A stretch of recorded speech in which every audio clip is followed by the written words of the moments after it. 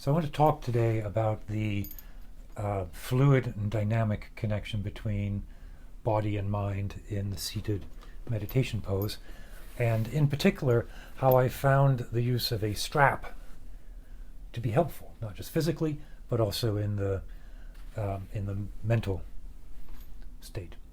So the quiet body seated in meditation allows for the mind to still. Right? Distractions or movement in the body are reflected like ripples by distractions in the mind, and the other way around. Distractions in the mind manifest by discomfort or agitation in the body, and as the two settle, there's a cycle where a stable body allows for stability of mind. Stability of mind generates a more comfortable body posture. A more comfortable body posture allows for more stability, which in turn allows for greater mental quietude, and on and on. I have always had a hard time getting into a good stable pose. The full lotus, where both feet are up, has always eluded me. I've never been able to sit like that. And in recent years, even the half lotus, where I would sit like, probably going to blow my knee out trying to do that. That is not an option for long-term sitting for me now. But there's a benefit to this pose, and one of the benefits is this sort of dynamic tension within the legs as the feet push and pull. It sort of creates a pressure into the ground that's immediately stabilizing. So I started to think about using a strap to assist. I'd seen someone with something that came around behind their back and held their knees up. And I thought, well, maybe that would be more comfortable.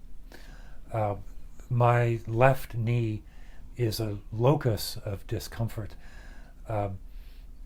both physically and mentally. I will catch myself towards the approximate end of a seated meditation, right? I won't know exactly how much time is left, but I'll know that I'm getting close to the end. So my mind starts to jump around a little bit, like seeking out, like look at the clock, find out how much time I have left, how many breaths do I have to count, like, that kind of activity that dances around all the other thoughts and phenomena. And when I try to allow that to simply dissolve, because my ego is a taskmaster, I feel my brain turn its attention to the knee that I know is tight and weak, and initiate a pain. And that's what I mean by that dynamic being two-way. There is, of course, just physical discomfort that comes from being a 54-year-old guy trying to bend his knees. So my first thought was that a strap would help reduce that pain. And what I found was that it doesn't reduce the pain. What it does is shift the focus, and it does a couple of other interesting things as well.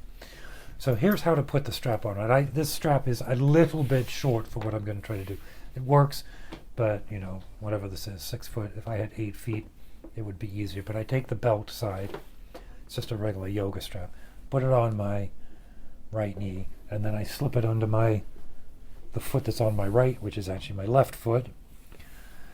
And then I let it twist. So it comes out like this, and I let it twist so that it's flat over my left, and then it goes under my other foot like this. Right? And now I sort of jiggle around a little bit, I thread it through, and double thread it so that it has some friction, and then I tighten it. Now this isn't supposed to be torture, so what I'm trying to do is get it so there's like an even pressure pulling in, and most importantly, what I've discovered that I like is tight enough so that when I push down through the edges of my feet, I feel it at the top here, because that sort of is an accessory to recreate the experience of the full lotus. So that's a new experience for me because, like I said, I've never been in a full lotus.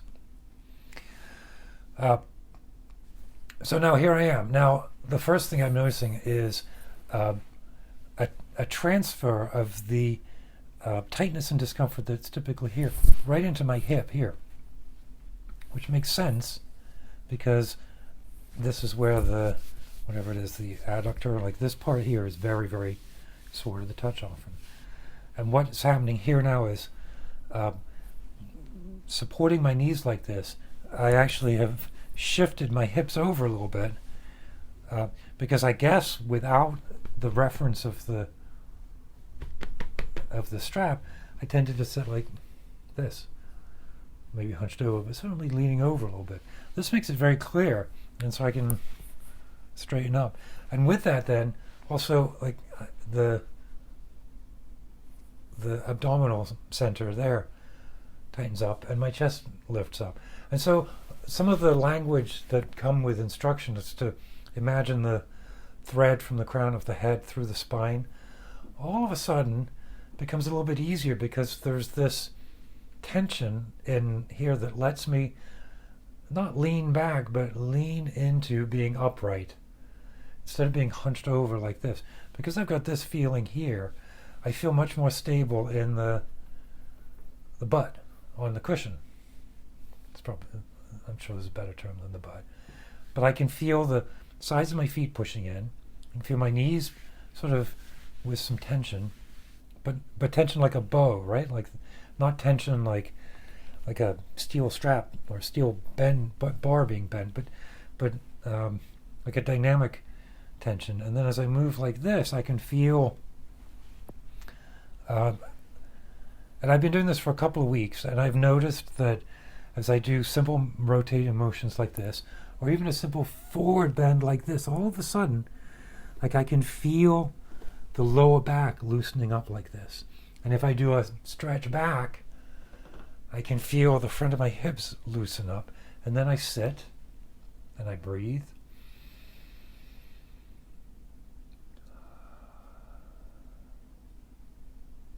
And I find I can sit like this, even with the tightness and discomfort that comes in my knee.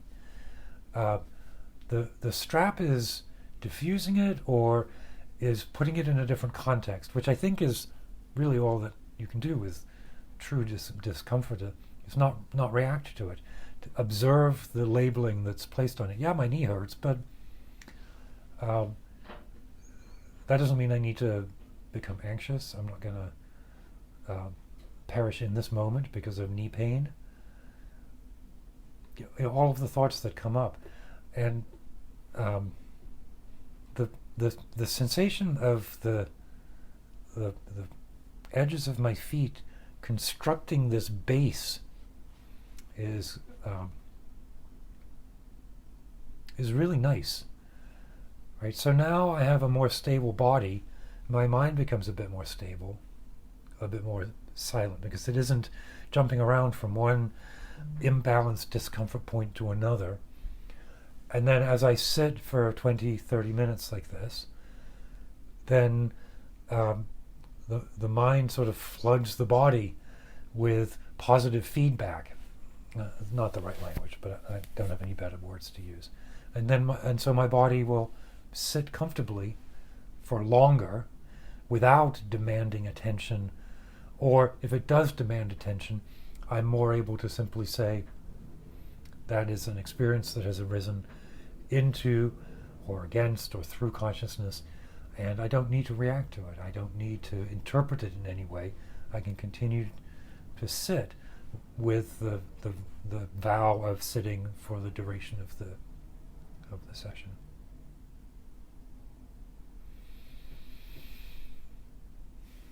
And then to get out of it, just reverse it. And then there you go.